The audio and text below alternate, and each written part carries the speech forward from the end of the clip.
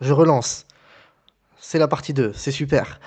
Euh, est-ce que on parle des autres clubs de Première Ligue ou est-ce qu'on fait mon petit quiz à la con?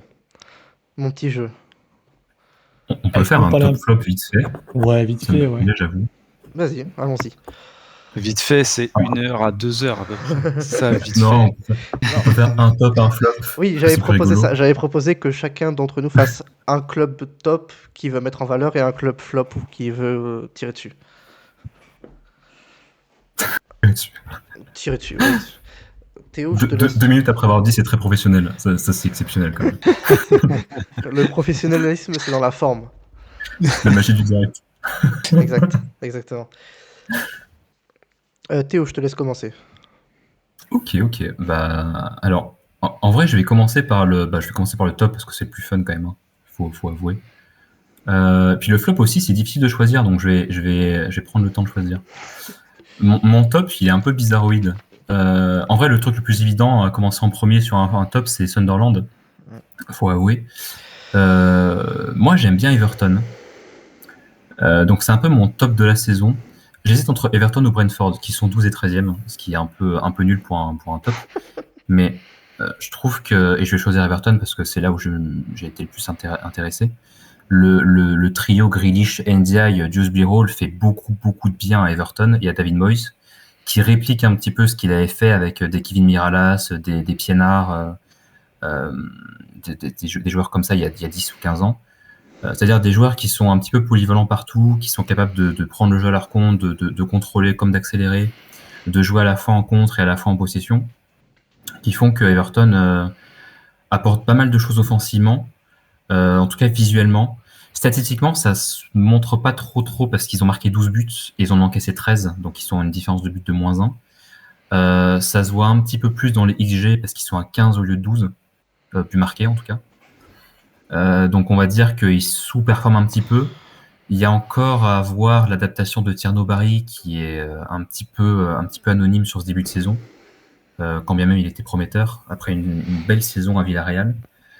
Et puis ils ont perdu Braunthwaite sur blessure, qui a eu des complications physiques, donc il est toujours pas revenu. Il joue avec Michael Keane en 2025, un peu compliqué. Mais cela dit, c'est une équipe qui est intelligente sur coup de pied arrêté, qui est très efficace. Qui fonctionne bien avec surtout O'Brien. O'Brien, c'est un petit peu leur Gabriel. Et c'est une équipe qui ressemble beaucoup à Arsenal aussi, sur le point de vue pragmatique dans le jeu, sur le pragmatique du match, de la gestion du match, qui essaie de contrôler pas mal de choses. Qui joue avec un James Garner aussi, qui est très libre en termes de playmaker. Hiroek Bounam aussi, qui est très intéressant en encore, en sentinelle, ou alors c'est Idrissa Gueye. Enfin, c'est une équipe qui a beaucoup de promesses, qui manque un petit peu de réussite offensive et qui manque un petit peu aussi qui manque de joueurs importants. Barry qui gagne en efficacité et Braunthwaite. Et pour le coup, là, je pense qu'ils vont gagner plus de points avec l'arrivée de ces deux joueurs-là cette saison. Mais c'est une équipe qui me séduit beaucoup offensivement, qui est très intéressante, très plaisante à voir jouer, qui fait beaucoup de bien à la première ligne, par rapport aussi aux équipes de David Moyes par le passé, notamment West Ham. C'est très sympa. Et je leur souhaite vraiment tu parlais d'Everton qui est à 5 points de Chelsea. Je leur souhaite vraiment d'être en Europe, ou en tout cas de réussir leur saison dans leur nouveau stade, ça c'est sûr et certain. Mais je suis assez séduit, ouais. Franchement. Je parle d'une équipe qui a le pragmatisme en commun avec Arsenal. Je me demande ce qu'ont en commun Moyes et Arteta pour avoir ce pragmatisme. Je trouve que... Il a répondu premier degré. Ah, aïe, aïe, aïe. Il a une perche Ils ont là. été ensemble. Aïe, aïe, aïe, aïe. Peut-être. Épisode avec Jérémy Docteur, bien sûr.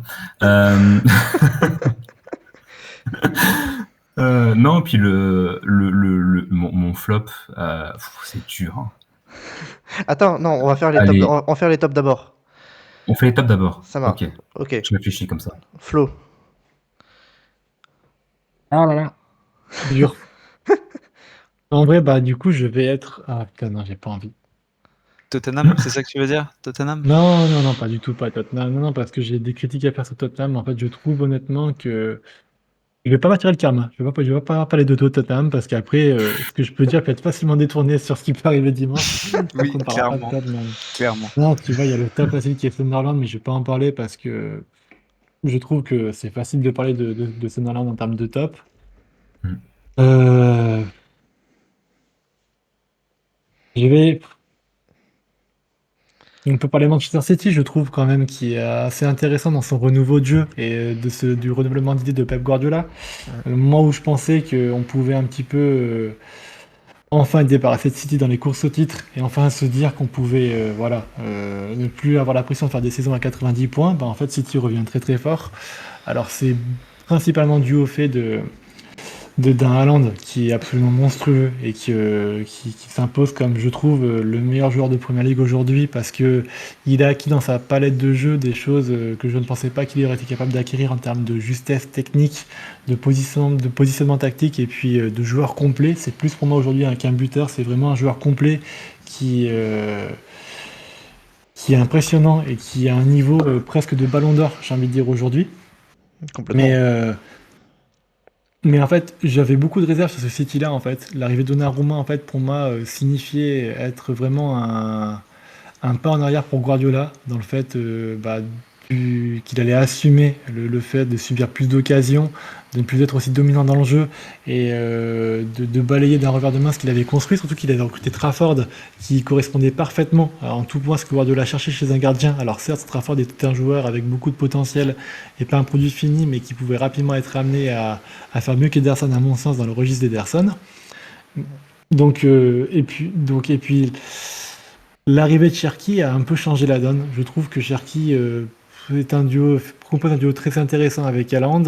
City a eu en plus beaucoup de blessés et malgré ça, ils ont réussi à garder la tête hors de l'eau et à enchaîner des victoires. Donc c'est aussi à leur mettre à leur crédit. Donc je pense qu'ils vont être un concurrent titre assez sérieux. Je mets un bémol sur leur capacité à aller chercher le titre, sur leur jeu sans ballon. Je trouve que Cherki ne fait aucun effort défensif et que ça risque de pas mal peser dans les gros matchs. Donc j'attends de voir un peu ce que ça va donner de ce côté-là. Mais le retour de Rodri va peut-être aider pas mal de choses. Et le renouvellement de Guardiola, en tout cas sur ses idées de jeu, en acceptant de faire un football peut-être plus spectaculaire et moins dans le contrôle, était assez vivifiant. Et va peut-être créer une nouvelle liberté pour la Première Ligue, là où aujourd'hui on était peut-être toujours un peu trop dans le contrôle et peut-être montrer qu'il y a une autre voie qui est possible pour gagner des matchs. Mais voilà. Ouais, je te rejoins. Haaland me fait peur. Voilà. C'est le seul mec de Première Ligue qui me fait peur. Le fait bien. Le fait que sur les 20 non, mais le fait que sur les 23 buts de City en PL, il en a mis 12 ou 13. C'est débile. Ça. Mais ça nous manquait un petit peu, je trouve, ça dans une espèce de Première Ligue aujourd'hui qui est beaucoup axée sur le collectif et où il y a eu beaucoup de collectifs qui ont gagné des titres là, ces dernières saisons.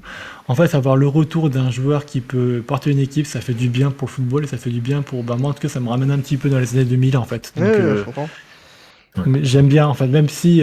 et Haaland, c'est un joueur que j'adore détester, parce que, certes, c'est un petit con qui adore provoquer Gabriel et qui a fait son coup de ballon dans la gueule de Gabriel, qui a aussi demandé à Miles who the fuck are you, mais c'est un joueur qui est quand même... contrairement à d'autres joueurs, respecte beaucoup le football et respecte beaucoup ses adversaires. Et c'est un joueur qui aime aussi beaucoup ce football-là. Donc moi, j'adore avoir ce genre de mec comme méchant, tu vois. C'est un peu comme un Van Nistelrooy à l'époque. Je suis d'accord. Moi, je préfère ça qu'un Bernardo Silva, par exemple, que je trouve détestable en tous les points, ou un Bruno Fernandes qui me ramène mon herpès, là, du coup, sur mon bras. Non, mais je suis d'accord. Haaland Cherki, c'est totalement c'est mon football. C'est totalement mon football. Les deux types, je les adore. Thomas. Alors moi j'ai choisi, merde, je viens juste de l'enlever. Moi j'ai choisi, alors peut-être un peu plus facile, mais je trouve ça vraiment impressionnant ce qu'ils ont fait, c'est Bournemouth.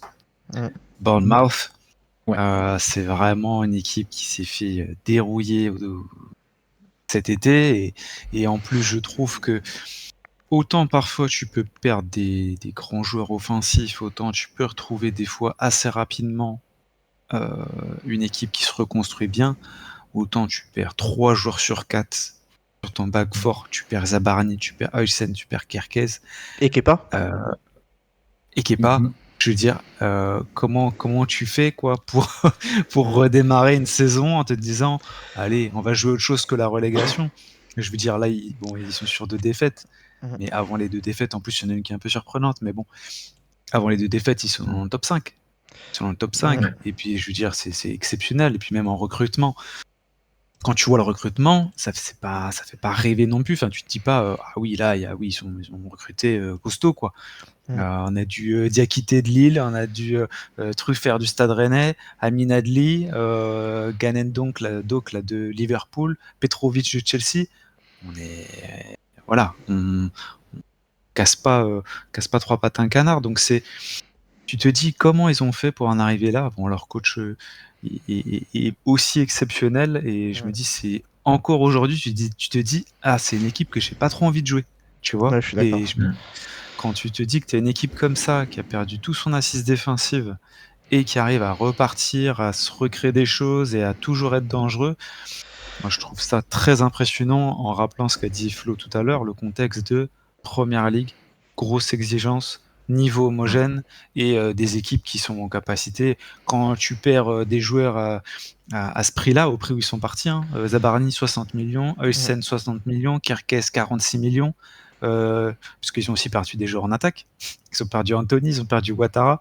Enfin, je veux dire, Ouattara qui s'éclate à Brentford. Normalement, tu essaies de réinvestir au moins avec des grands espoirs, des gars hyper solides. Bah non, on retrouve quand même à peu près les taverniers, les joueurs qu'on avait un peu l'habitude de voir la saison passée, qui performent toujours. Moi, je trouve ça vraiment bluffant. Vraiment, de l'extérieur, à chaque fois, c'est incroyable. De ouf. Ne serait-ce que la trajectoire Truffert, Kerkez et Diakité Zabarni, ça montre vraiment la qualité du recrutement aussi cet été, et la réussite du recrutement, quoi. C'est assez impressionnant. Pour conclure, moi j'ai un peu moins de détails, mais sur Brentford et sur Palace, qui sont à peu près pareils au classement, qui ont un point de différence. C'est 2 équipes que j'aime bien, moi. C'est les 2 équipes sympas du milieu de PL. On les aime bien, elles sont là. Quand on les affronte, on est à la fois un peu content parce que c'est nos potes, mais en même temps on sait qu'on va galérer. Voilà, je les aime trop. Et puis il y a des joueurs. Enfin, Brentford, il y avait le truc avec le départ de Frank, de Norgard, de Bemo, de Wissa. On avait peur que ça coule. Et au final, ça passe. Igor Thiago qui sort un peu de nulle part et qui fait son taf. Je suis content que Brentford coule pas, contrairement à West Ham et Wolverhampton. Et voilà. Et Palace, le fait qu'ils aient pas battu déjà 3 fois Liverpool, c'est extrêmement drôle. Et on est aussi très content de voir Glasner. Genre l'année 2025 de Glasner, ça n'a aucun sens. L'année 2025 de Mateta, ça n'a aucun sens. Cet été, ils perdent Eze et ils ont pris Jérémy Pino qui, pour l'instant, ce que j'ai vu, c'est pas dingue, mais c'est solide. Ils ont perdu que 2 matchs, n'empêche. Ils ont perdu autant de matchs ils ont perdu moins de matchs que City cette saison, techniquement.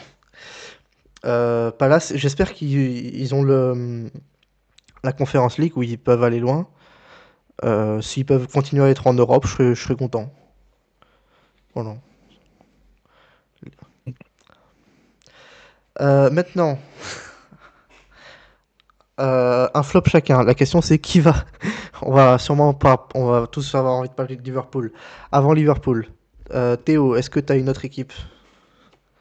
J'hésite tellement, mais en fait, je vais prendre une équipe qui est pas censée avoir ce statut-là. Parce qu'il y a Fulham qui fait un début de saison abominable, je trouve, par rapport à leur qualité ou ce qu'ils ont montré. West Ham, Forest, Wolves, pour des raisons différentes. Moi, je vais prendre Newcastle. Okay. Je vais les prendre. Je vais les prendre aussi. Non, mais vous aurez. Vas-y, Théo, fais-toi plaisir.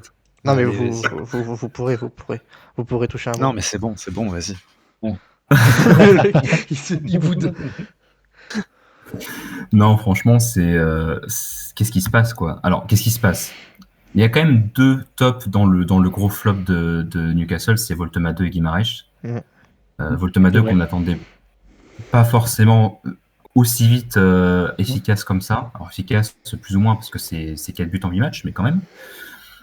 Guimarães toujours fort de son standing. Même Tonali aussi est bon. Malik Thiaw aussi s'adapte bien. Donc il y a quand même 4 bonnes réussites, mais par contre, c'est une catastrophe, une déliquescence offensive catastrophique. Barnes, c'est compliqué. Gordon n'a toujours pas marqué cette saison. Une défense vieillissante qui n'a pas été renouvelée. Des transferts, t'as peur. Beaucoup trop surpayés à mort, quoi.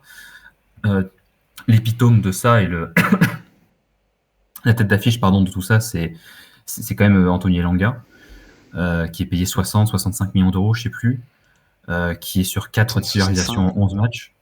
65 ? Ouais. C'est une galère. United en plus qui va un peu mieux sans lui, mais en plus c'est pas comme si Elanga, on se disait à United déjà, bon, il vaut peut-être pas 65 millions d'euros parce que il provoque, il a beaucoup de verticalité, mais en termes de finition, en termes de qualité dans la surface, d'efficacité, c'est pas du tout un joueur efficace du tout. C'est aux antipodes de ce que tu peux réclamer comme un nouvel offensif à 65 millions d'euros.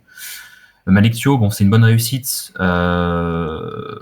pour l'instant. En tout cas, il est solide, il est intéressant à la relance. Mais après, t'as pas assez de renouvellement. Ramsdale n'a pas joué parce que Pope fait un début de saison correct, avec 2-3 moments intéressants. Il n'y a pas assez de rotation dans cette équipe, pas assez de concurrence. Typiquement, moi, je pensais qu'un Ozula peut-être pouvait apporter quelque chose. Il joue très très peu. Puis j'ai oublié aussi, ça va pas te plaire, Jérém, mais Yohan Wissa. Pareil, c'est un peu un flop absolu pour l'instant. Il est pas blessé ? Il a toujours pas joué. Il est blessé, ouais. Il a toujours pas joué, mais en termes d'investissement et en termes de successeur à Isaac, pour l'instant, on n'est pas encore là, quoi. Alors après, circonstances atténuantes de la blessure, mais c'est compliqué. Et puis toute l'histoire autour d'Isaac aussi qui était un peu affreuse. L'histoire autour des recrues, il faut absolument qu'on ait des recrues parce que sinon on va pas réussir cette saison. L'histoire du PSR aussi. Puis tu dépenses beaucoup pour très peu d'investissement. Pour très peu de retour d'investissement, pardon. Non, c'est une équipe qui est apathique, qui a peu de... Saint James Park, ça fonctionne pas. À l'extérieur, c'est très très compliqué. Et la 14e place est malheureusement largement méritée avec une faible production offensive et défensivement beaucoup de moments où tu perds des matchs facilement, quoi. Donc, il y avait des signes avant-coureurs en plus. Je te complémente, mais il y avait des signes avant-coureurs. La saison passée, ils gagnaient un titre et puis... Ils ont une période avec Isaac qui marche sur l'eau, mais si tu enlèves Isaac de l'équipe déjà, c'était compliqué. Hein. Ouais.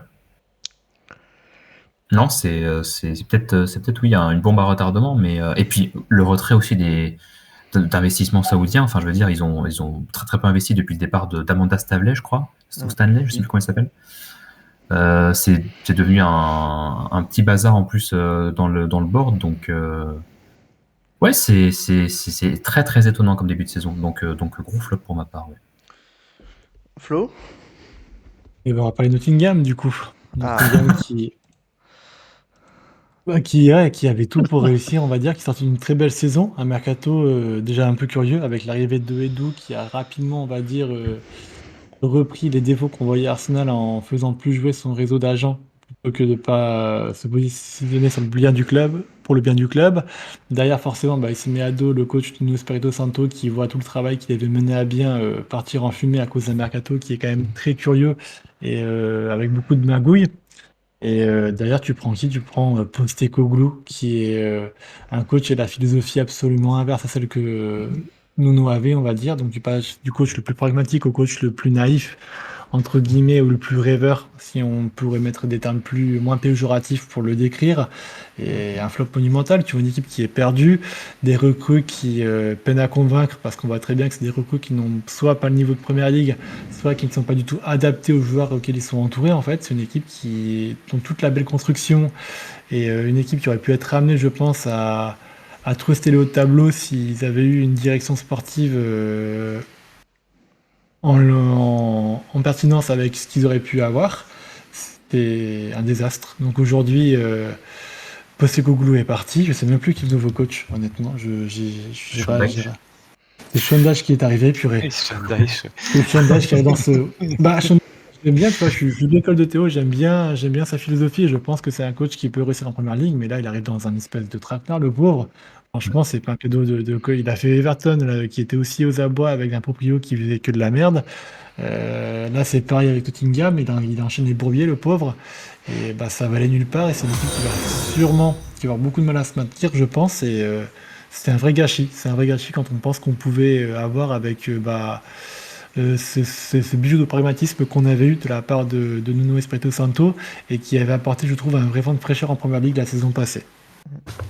Leur premier match contre Brentford.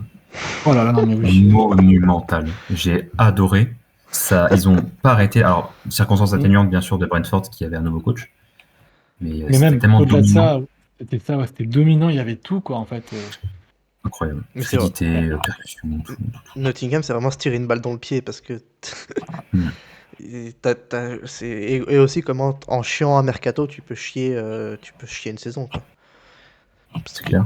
Oui, parce que la semaine d'après le match contre Brentford, il y a les histoires avec Espirito Santo, le bif d'Edu, Marinakis, ouais. juste comme C'est ça. ça qui refuse l'accès. En fait, il avait refusé l'accès à Huidou de venir dans le vestiaire et puis même dans son entraînement, quoi. Et Ah oui. bah, je pense qu'il avait senti l'embrouille, hein. Lui, il avait vu ça, il avait tout fait pour se faire virer. Et grand bien lui en a pris parce que au final, il va garder sa réputation, une bonne réputation. Et bah, c'est les autres coachs qui vont ramasser les pots cassés de Huidou et de monsieur Marinakis. Marinakis. Merci. Ouais. Thomas. Ouais, bah, moi j'avais préparé Newcastle et Nottingham, du coup là j'ai rien à dire. Merde. Voilà, West Ham, Non, si tu veux. je vais te laisser Liverpool si tu veux, Joe. Non mais Liverpool, Euh, j'avais prévu qu'on soit collectif là-dessus. Mais On tire vas-y. à 4, Ouais, c'est ça. en même temps sur Liverpool. Ouais, Oui. moi je suis chaud. Non, ouais, non, je vais remettre une petite pièce dans la machine pour Newcastle et pour Nottingham Oui, vas-y. parce que ouais, Newcastle, je regardais parce que vraiment j'avais envie de. Je l'aime, comment dire, c'était un peu notre bête noire pendant quelques temps. C'est vraiment l'équipe que j'aime détester. Et quand je vois qu'ils ont un but de plus que Leeds offensivement, ça me fait vraiment, vraiment sourire. Mais non, c'est une équipe qui s'est un peu déliée cette saison et qui, pour le coup, elle n'a pas changé de coach, n'a pas changé de direction sportive, qui a fait vraiment des mauvais choix, mais alors que finalement, tu n'avais pas la sensation qu'ils allaient couler seuls. Nottingham, dès qu'on a vu les embrouilles avec Marinakis, dès qu'on a vu le départ, ça sentait tout de suite le sapin, même avec voilà, tu sentais que ça allait pas bien se passer, mais bon, je pensais pas que ça allait se passer aussi mal. Autant Newcastle, moi je trouve qu'ils ont hyper mal géré le cas Isaac et voilà, le laisser partir à la fin, du coup ça te fait récupérer des joueurs à la dernière minute. Enfin, bon, ils se sont un peu tiré une balle tout seuls aussi.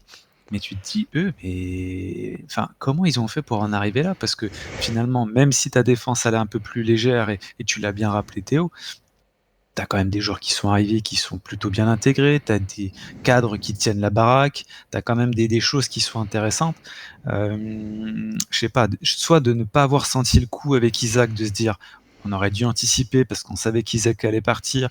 Je sais plus exactement l'histoire, mais je sais que Isaac devait rester s'ils étaient en Ligue des Champions, et du coup, même en étant en Ligue des Champions, il a quand même voulu partir, donc c'est peut-être pour ça qu'il s'y attendait pas. Mais je veux dire, bon, je sais pas si c'est la naïveté, je sais pas si Liverpool a été plus fort que ça dans la négociation pour pouvoir l'attirer. On s'est tous dit qu'avec Ekitike, que Isaac c'était finito. Ouais. Voilà, peut-être que aussi, je sais pas. Mais je trouve que putain, je serais fan. Je serais fan de Newcastle. Ouais, c'est dur. Je me dirais comment on a fait, qu'est-ce qui s'est passé quoi? Qu'est-ce qui s'est passé? Il dit ah oui, il est toujours là, il dit ah oui, il fait toujours la même chose. Il a son plafond de verre un peu au-dessus de lui, mais je veux dire, putain, comment t'as fait pour te tirer une balle comme ça, quoi? Il y a des joueurs, moi je trouve en plus cette saison qui je trouve un peu méconnaissable ou d'une certaine manière un peu plus perdu que d'habitude. Bon, ils nous ont encore fait chier contre nous, mais voilà. Et puis Nottingham, bah ouais, Nottingham, ça me rappelle vraiment le départ d'Edu. Je me rappelle de l'épisode qu'on avait fait en se disant putain, on a fait l'épisode sur Edu avec Arthur et il part juste après. Je me suis dit oh là là, quelle galère on va avoir cette saison. Il part comme ça et tout. Et maintenant, je me dis oh là là, quel soulagement, quel soulagement qu'il soit parti. Donc Donc voilà, je voulais remettre une pièce dans chacun des noms que vous avez donnés. Très bien. Bon, nos amis de Liverpool.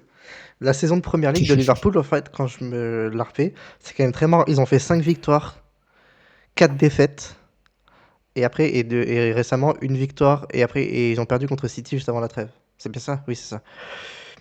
Euh, la saison de Liverpool est un peu dingue dans le sens où ils ont commencé la saison en tant que champion d'Angleterre. Ils ont fait un mercato à 500 millions de dépenses. Il y a eu des ventes et tout ça, mais ils ont fait un mercato à 500 millions. T'as fait t'as fait venir Wirtz, Ekitike et Isaac en grosse recrue. T'as acheté 2 latéraux. T'as prolongé Salah, T'as prolongé Van Dijk. Et t'arrives avec le statut de champion d'Angleterre. Tu fais 5 victoires, mais je me souviens des 5 matchs et c'est pas satisfaisant. Il y a beaucoup de victoires, genre il y a un match où ils gagnent sur un penalty à la dernière minute. Il y a le match contre Newcastle qu'ils gagnent à la dernière minute. Enfin bref, même contre Arsenal, ils gagnent sur un coup franc à la 85e. C'était mid, mais il y avait le résultat. Et la peur que j'avais à ce moment-là, c'était que ça se mette à être moins mid et que du coup, ils aient juste pas pris de retard grâce au début de saison et les buts à la dernière minute. Je m'attendais pas à ce qu'ils fassent 4 défaites d'affilée. J'avoue, ça m'a un peu surpris. Surtout que il y a les premières défaites, c'est genre Palace et il y a Manchester United aussi qui arrive après, où c'est des défaites qui sont just, mais ouais, alors toutes les lacunes commencent à se voir. Il y a Slot qui a commencé un peu à devenir insupportable. Donc on fait Commencer. Oui, c'est ce que j'allais dire. T'es gentil, commencer. Non, avant il était relou, il est devenu insupportable. Mais oui, du coup, t'as perdu contre United, t'as perdu contre Chelsea, t'as perdu contre Brentford, et là tu viens de prendre 3-0 contre City, où là le 3-0 il est clair, net et sans bavure. Ouais, c'est ça. Genre City a clairement fait un meilleur match, et Liverpool a fait 15 milliards d'erreurs. Et Liverpool, c'est vraiment comment dire, l'allégorie de l'équipe qui veut trop changer d'un coup et où ça plante, quoi. Ouais. Moi, je vais laisser Flo bitcher sur Arne Slot parce que Non, mais je veux pas non plus trop tirer sur Liverpool parce que il y a quand même des réussites de leur côté. Je trouve que Wirtz joue très très bien. Isaac enchaîne les buts. Il y a Konaté qui est impérial sur le début de saison, aucune faute de sa part. Non, bon, je vais être plus sérieux, mais je n'ai pas envie de trop de blâmer Liverpool. Enfin, ils n'ont pas non plus été aidés par les blessures avec McAllister qui s'était blessé durant la pré-saison et dont on sent vraiment qu'ils ont eu beaucoup de mal à s'en remettre en termes de l'organisation au milieu de terrain. Il y a eu aussi, je trouve, la perte de Trent Alexander-Arnold qui leur fait beaucoup de mal et je trouve que le virage que Slot a pris en prenant 2 latéraux offensifs à sa place, Kierkegaard sur le côté gauche et puis à droite il a pris Frimpong, c'est pas payant non plus, ça prend beaucoup de risques en fait. J'ai pas compris le projet que Slot avait pour Liverpool, sur ce Liverpool-là. Il a voulu complètement un petit peu s'éloigner de ce que faisait Klopp et se rapprocher de ce que lui faisait, mais c'est pas un choix qui s'est avéré payant. Je trouve qu'il l'a fait trop brutalement et sans amener une réelle transition. La saison passée, en fait, il s'est trop reposé sur ce que Klopp faisait sans amener vraiment sa patte, même si je trouve qu'il y a eu quand même beaucoup de réussite de sa part sur la gestion du vestiaire, sur la façon dont il arrivait aussi à maximiser ses joueurs et puis les progrès qu'il a réussi à faire avec Gravenberch et Gakpo, qui étaient des joueurs qui étaient un peu en difficulté sous Klopp, et la façon dont il a réussi à en tirer un gros profit avec eux.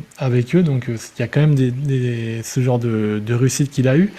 Et cette saison, en fait, il y a eu déjà, sur ce mercato d'été, beaucoup de choses qui m'ont interrogé, en tout cas, sur le renouvellement du secteur offensif déjà, en recrutant Ekitike qui était parfait, puis en refaisant venir Isaac alors que tu avais quand même d'autres lacunes qui étaient assez criantes dans l'effectif, notamment en défense, et tout miser sur un coup de poker, sur l'arrivée de Gueye sur les derniers jours était vraiment un très mauvais choix de leur part. Et ne pas avoir aussi qu'en fait, tu avais pas mal de signes d'alerte avec un Mohamed Salah qui certes a fait une saison exceptionnelle la saison passée, mais qui tirait déjà bien la langue en fin de saison. Et ne pas remettre ça en question, du coup, ne pas l'anticiper plus que ça a été aussi une grosse erreur. Il y a eu pas mal de feux rouges qui ont été ignorés, mais malgré ça, je trouve que cette équipe de Liverpool, elle a quand même des restes de la saison passée qui font peur quand même. Et je me demande, tu vois, je trouve quand même que, donc je me suis un peu moqué de Wirtz, mais je trouve que ces matchs sont de plus en plus intéressants, qu'il va réussir à trouver son rythme dans quelques semaines. Et quand il va trouver son rythme, je pense que Liverpool va retrouver un dynamisme et se relancer un petit peu.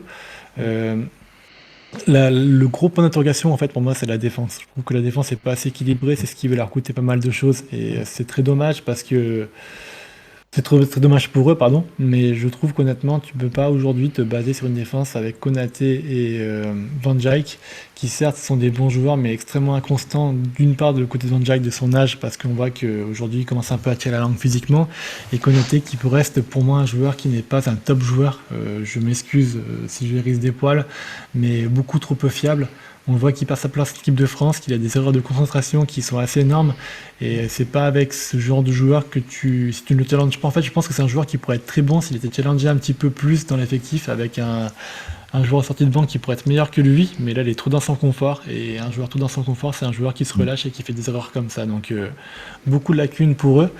C'est sévère de les considérer comme flop parce qu'il reste quand même troisième du classement. Et c'est une des seules équipes qui réussit à nous. C'est la seule équipe qui a réussi à nous battre d'ailleurs en Première Ligue cette saison. Alors certes avec un peu de réussite, mais quand même. Et cette claque 3-0 qu'ils ont pris contre City est peut-être un peu le dernier avertissement avant la fin de leur course au titre. Je pense qu'ils sont encore en jeu pour la course au titre, mais il va falloir qu'ils réagissent rapidement. Et pour ça, il va falloir que Slot mette un petit peu d'eau dans son vin. Et ça va être tout, à mon avis, l'enjeu de la saison de Liverpool, à savoir si Slot va réussir à faire passer son message face à un vestiaire qui commence peut-être un peu à se distancer de lui et qui commence aussi à être un peu agacé par sa façon dont il a parfois à ne pas assumer ses responsabilités et à la mettre sur d'autres joueurs dans les équipes. Mais moi, la question sur Liverpool, c'est plus est-ce qu'ils vont réussir à ressusciter Salah parce que bah, il commence à vieillir et il a fait une saison pleine la saison dernière. Et cette saison, il y a la CAN et la Coupe du Monde. Donc la question, c'est juste est-ce que même lui, il va pas choisir de. Enfin, ça se voit un peu dans son body language sur les derniers matchs, de un peu balancer la saison avec Liverpool pour se concentrer sur les deux échéances avec l'Égypte et après partir et aller finir sa carrière. Ça va dépendre des slots pour moi. Bah, ouais, et la question, c'est s'il fait ça, est-ce que Slot va oser le mettre sur le banc? Bah, pour moi, c'est un joueur qui pourrait avoir sa place, mais plus dans un rôle axial que sur le côté. Sur le côté, aujourd'hui, il a plus du tout la caisse pour faire les efforts défensifs. Ouais, mais central, t'as Wirtz, que c'est son poste. Donc il se débrouille après ce latin, c'est pas moi. Non mais du coup, non mais la question c'était plus est-ce que ça aurait pas été plus malin au lieu de prendre Ekitike ou Wirtz, de prendre un ailier pour faire souffler Salah. Ah, bien sûr. Et surtout qu'en plus t'as laissé partir Luis Diaz. En plus. Non, puis t'as personne derrière lui, c'est-à-dire que t'as l'impression que tous les postes sont comblés offensivement, sauf derrière Salah. Tu te dis mais en fait Salah il sort. T'as qui derrière? Bah en fait c'est plus parce qu'il a le t'as qui est ça, mais le truc c'est qu'il a le statut superstar qui sort jamais. Enfin tu sais il est un peu géré comme le Barça gère Messi, tu vois. Enfin comme le Barça gère Messi, c'est juste bah s'il est pas blessé, il joue les 90 minutes. Et le problème c'est qu'aujourd'hui il tient pas. Enfin il tient pas et puis je trouve moi je trouve de plus en plus, comme disait Flo aussi, c'est pas qu'il déjoue, mais il s'invente un nouveau style de jeu. Je le vois tout le temps jouer en espèce de meneur excentré à moitié, à chercher des passes en une touche, à balancer des extérieurs dans tous les sens. Alors oui, parfois il est quand même très très fort dans sa qualité de jeu de passe, etc. Mais j'ai l'impression que là, il fait que ça. Il y a des moments, j'ai l'impression qu'il va forcer de temps en temps en disant je vais prendre le jeu à mon compte et je vais forcer des occasions des fois un peu de façon exagérée, ou en tout cas pas avec la même réussite qu'avant.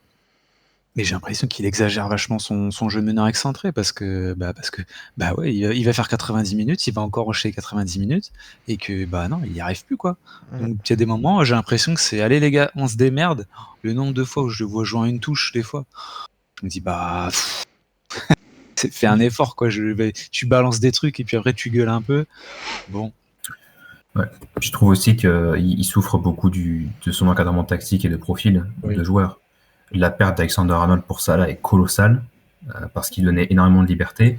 La perte aussi du milieu à 3 régulièrement, causée par l'arrivée de Wirtz, fait aussi que Salah a pas une base défensive derrière pour être à la fois un attaquant excentré et un mec qui n'est pas non plus trop forcé de rentrer intérieur. Parce que vu que quand Frimpong joue, Frimpong est ailier et Salah est tout de suite intérieur. Et des fois aussi, Salah souffre de ce manque de liberté et de manque d'espace. Et il peut pas déclencher suffisamment vite, il peut pas provoquer et avoir la caisse, comme vous dites, l'explosivité physique pour passer sans 1v1 en étant arrêté. C'est extrêmement compliqué pour lui. Et il souffre aussi, effectivement, de ce manque de complémentarité-là et de cet encadrement tactique un peu chelou.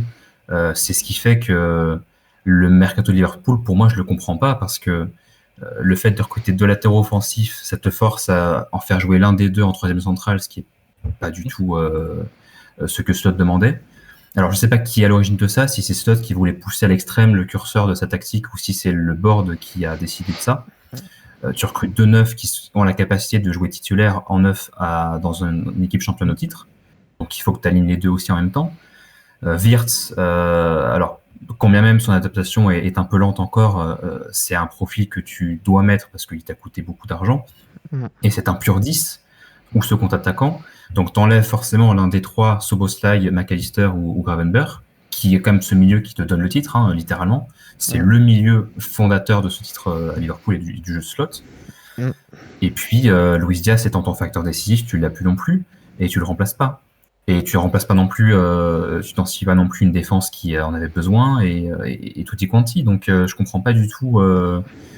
En fait, tu affaiblis tes meilleurs joueurs qui ont 34-35 ans, et tu en plus affaiblis les complémentarités qui faisaient ta force à son passé, tout en ne donnant aucune perspective d'avenir, avec une transition qui est beaucoup trop brutale et abrupte. Après, il y a aussi la blessure d'Alisson qui conditionne les 4 défaites d'affilée de Liverpool aussi. Il y a ça aussi à prendre en compte. Mais quand même, le manque de perspective aussi pour Slot est là, quoi. Mais surtout merde.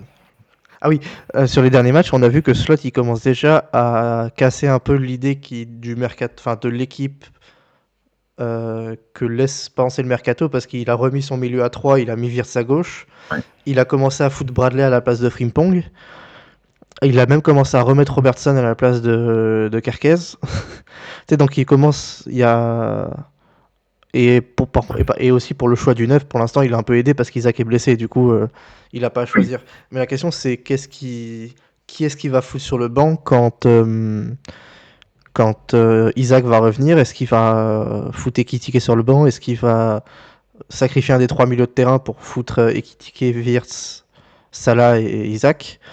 Est-ce qu'il va quand est-ce qu'il va relancer Kerkez et Frimpong? Est-ce qu'il peut lancer les deux en même temps?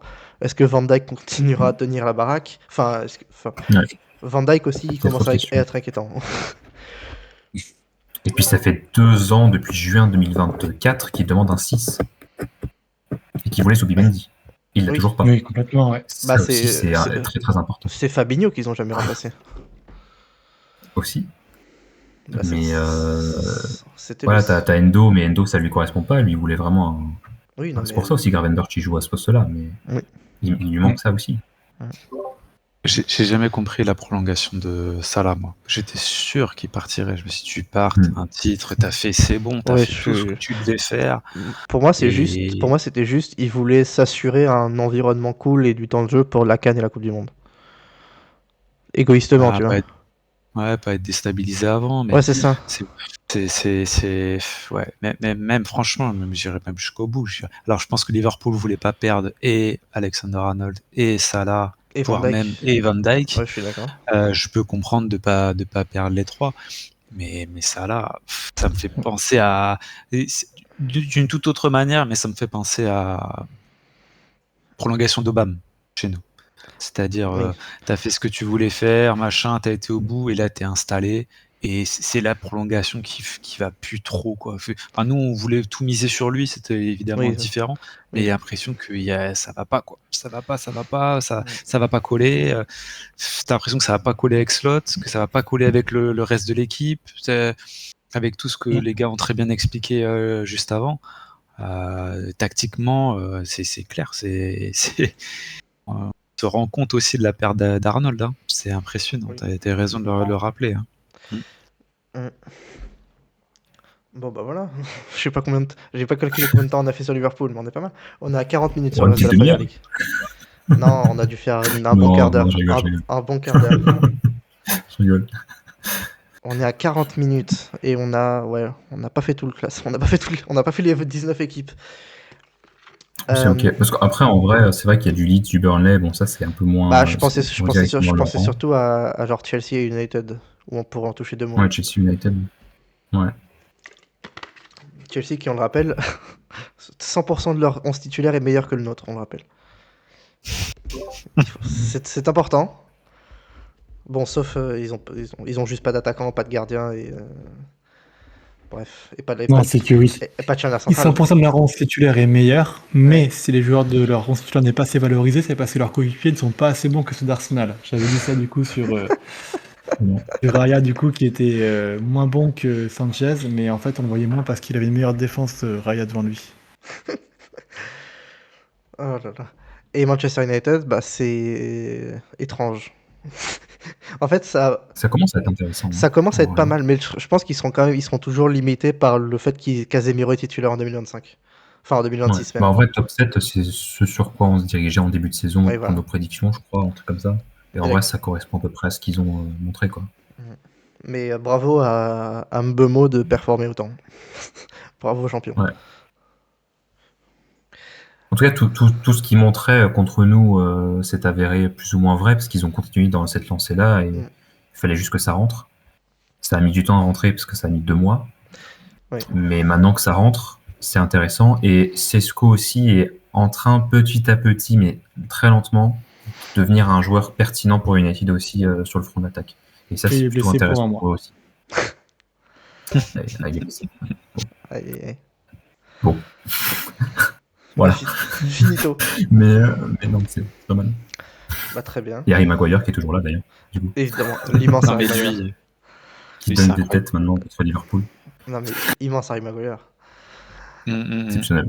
Bah, je pense que s'arrêter sur Maguire, c'est un bon point de conclusion de la Première Ligue. Finir sur Harry Maguire. Bah, bravo. Au revoir YouTube. Au revoir. Je suis un coucou.